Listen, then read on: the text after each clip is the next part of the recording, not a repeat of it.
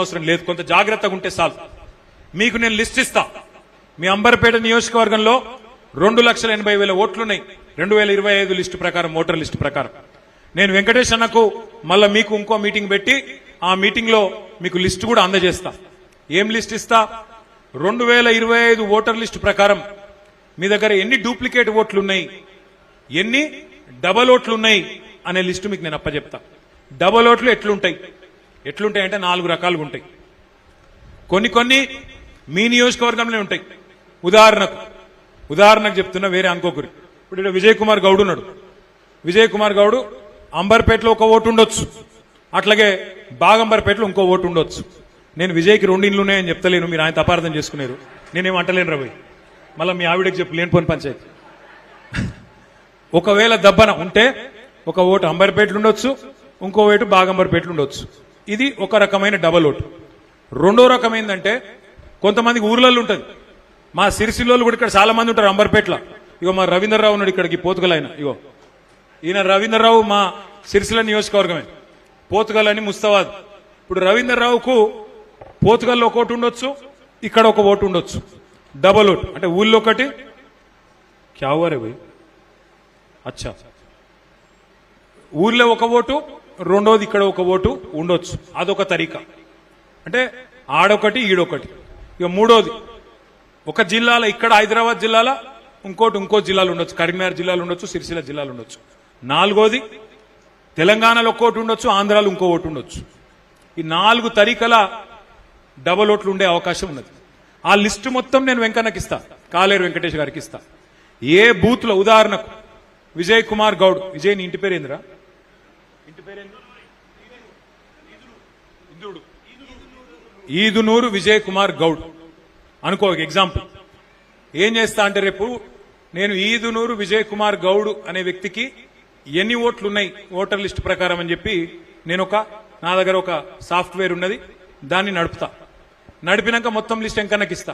ఇక విజయ్కి ఒక ఓటు ఇక్కడ ఉంది. అప్పుడు మనోళ్ళు ఏం చేయాలి? బూత్ ఏజెంట్లు ఇక్కడికి పోవాలి, ఈ బూత్ వాళ్ళు ఇక్కడికి పోవాలి, ఈ బూత్లో పోవాలి, ఆ బూత్ వాళ్ళు ఆ బూత్లో పోవాలి. అసలు ఈ మనిషి ఎక్కడున్నాడో దొరకబట్టాలి. అసలు ఈ మనిషి ఉన్నాడా లేడా, ఇది ఉత్త ఓటా నిజం ఓటా, ఉంటే ఎందుకు డబల్ ఓటు ఉన్నది? నిన్న మొన్న ఒక లెక్క తీసినాం, మీరు నేను చెప్తే కొన్ని నమ్మరు.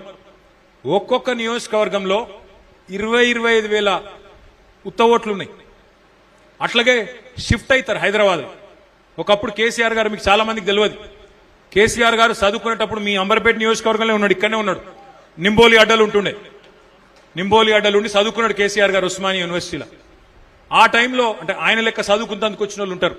అట్లాగే వృత్తి కోసం, పని కోసం ఈడికెళ్ళి ఆడికెళ్ళి ఈడికి చదువు కోసం మారుతూనే ఉంటారు, కిరాయిన్లలో ఉండేటోళ్ళు. అట్లా చాలా మంది ఏమైతాయి, పాత ఓటు ఇక్కడనే ఉంటుంది, కొత్త ఓటు ఇంకొక ఆడు ఉంటుంది. అట్లా షిఫ్ట్ అయిపోయిన ఓట్లు కూడా ఉంటాయి. అట్లాగే ఇంకొకటి ఏముంటుందంటే కొంతమంది చనిపోయి ఉండొచ్చు, వాళ్ళ ఓట్లు తీసేయాలి. అట్లాగే కొంతమంది 18 ఏళ్ళు నిండుతాయి. ఇదివరకు చేసినప్పుడు 2024 ఎలక్షన్ అయినప్పుడు 16 ఏళ్ళు ఉండొచ్చు, ఇప్పుడు 18 ఏళ్ళు వచ్చినాయి, వాళ్ళ ఓటు రాయించాలి. SIR లో 4 పనులు చేయాలి. కొత్త ఓట్లు రాయించాలి, 18 ఏళ్ళు నిండితే కొత్త ఓటు రాయించాలి.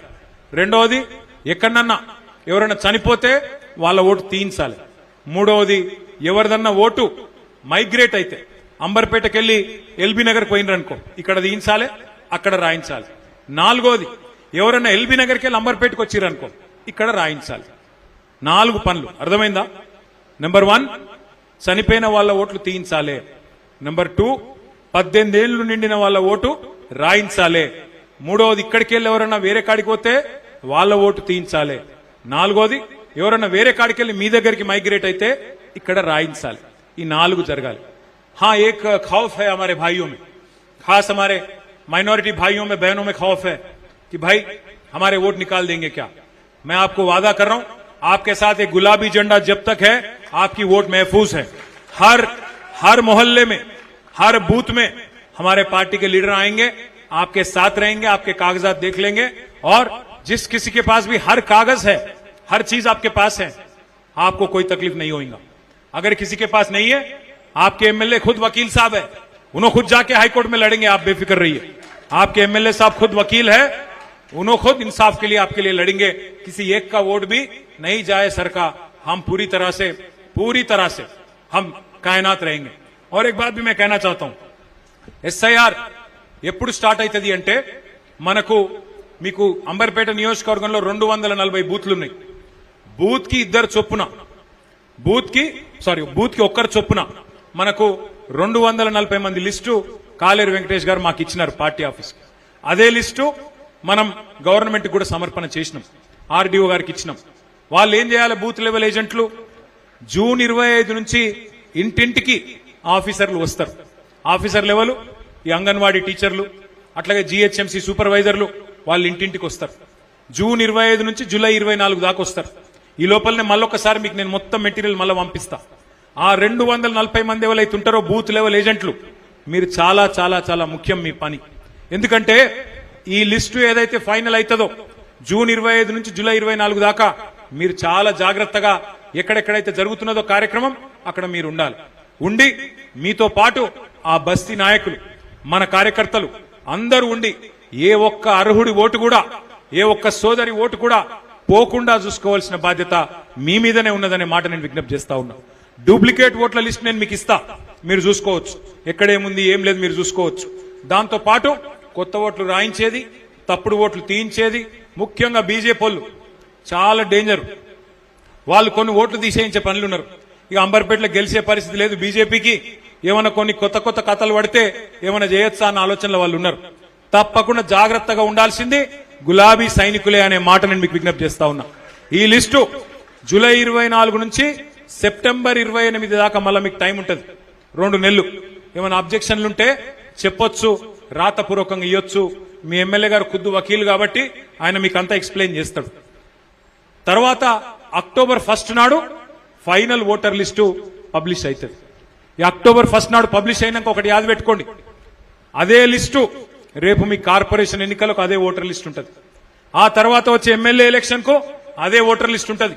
అదే విధంగా తర్వాత వచ్చే MP ఎలక్షన్ కూడా అదే ఓటర్ लिस्ट ఉంటుంది. वो एक ही वोटर लिस्ट है जो बनेगा अक्टूबर 1 के दिन. उसके बाद वो एक ही वोटर लिस्ट रहेगा कल के आपके कॉर्पोरेशन इलेक्शन के वास्ते, MLA इलेक्शन के लिए और साथ ही साथ MP इलेक्शन के लिए भी वो एक ही वोटर लिस्ट रहेगा. इससे पहले अलग अलग लिस्ट थे, अलग अलग बूथ थे. कॉर्पोरेशन का एक था, MLA का एक था, MP का एक था. आगे ऐसा नहीं होगा SIR के बाद. तो बहुत जरूरी है कि आप सब लोग गौर करें इस बात पे, आप सब लोग बहुत सीरियसली इस बात को लें और हर जगह जिस किसी को भी बूथ लेवल एजेंट बनाया गया, आपकी जिम्मेदारी है किसी एक आदमी या किसी एक हमारी बहन जिनके पास हर कागज है उनका वोट किसी भी हाल में नहीं गंवाना है, उनको नुकसान नहीं पहुंचाना है. అర్థమైంది కదా మీకు? ముఖ్యమైన పని ఈ SIR మనం చేయాల్సి ఉంటుంది. SIR తర్వాత మరి ఇంకా టైం ఉంది, కానీ శ్రీనివాస్ యాదవ్ గారు చెప్పింది అక్షర సత్యం. మీకు అక్టోబర్లో లిస్ట్ వచ్చిన తర్వాత బహుశా డిసెంబర్ జనవరిలో కార్పొరేషన్ ఎలక్షన్ ఉంటుందని చెప్పి నేను అనుకుంటా ఉన్నా. మరి కార్పొరేషన్ ఎలక్షన్ లో ఎవరెవరైతే ఉరుకులాడాలనుకుంటురో, ఎవరెవరైతే కార్పొరేటర్ కావాలనుకుంటురో వాళ్ళందరినీ నేను కోరుతా ఉన్నా, ఇప్పటి నుంచే మీరు దయచేసి మెంబర్షిప్ లో SIR లో ఉరుకున్రి, గట్టిగా పనిచేయండి. ఎమ్మెల్యే సాబ్ ఫోన్ చేసిండా లేదా, ఎమ్మెల్యే సాబ్ మెసేజ్ పెట్టిండా లేదా, ఎమ్మెల్యే సాబ్ చెప్పిండా లేదా, మీటింగ్ పెట్టిండా లేదా కాదు.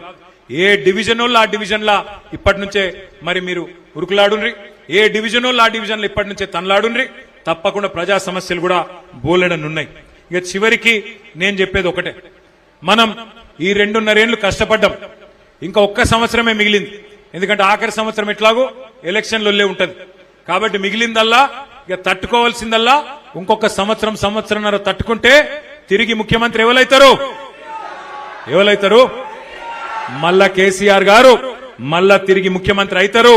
తప్పకుండా రాష్ట్రానికి మళ్ళా మంచి రోజులు వస్తాయి, మీ భూముల ధరలు మళ్ళా పెరుగుతాయి, పడిపోయిన దందాలు మళ్ళా ఉరుకుతాయి. మళ్ళా కేసీఆర్ వస్తేనే గరీబోళ్ల ముఖంలో మళ్ళా చిరునవ్వు వస్తుంది. ఈ ఇల్లు గులగొట్టే రాజ్యం, ఇల్లు గులగొట్టే ఇందిరమ్మ రాజ్యం పేరిట గరీబోడి పుట్టగొట్టే రాజ్యం పోవాలి అంటే మళ్ళీ గులాబీ జెండా ఎగరాలే. గులాబీ జెండా ఎగరాలంటే ఇప్పుడు సభ్యత్వ నమోదు కార్యక్రమం గాని, SIR కార్యక్రమం గాని మీరందరూ ప్రతిష్టాత్మకంగా తీసుకోవాలని చెప్పి పేరు పేరున మిమ్మల్ని ప్రార్థిస్తూ నేను ఒకటే మాట నేను చెప్పేది, అన్న జాయినింగ్ మళ్ళా పెట్టుకుందాం. జరా లేడీస్ అయిపోయింది వెంకన్న వెంకటరెడ్డి అన్నతో నా రిక్వెస్ట్, బాగంబర్ పేటోళ్ళు బీజేపీ వాళ్ళు జాయిన్ అవుతారు నాకు తెలుసు, జర మీరు ఆగుర్రి జర మీరు జరుగుతారు, మీరు గోడ కట్టినట్టు చేయకూరి. ఫస్ట్ లేడీస్ అయిపోయినరి, అటెన్కి అందరితో ఫోటో దిగినాకనే నేను పోతా. మీ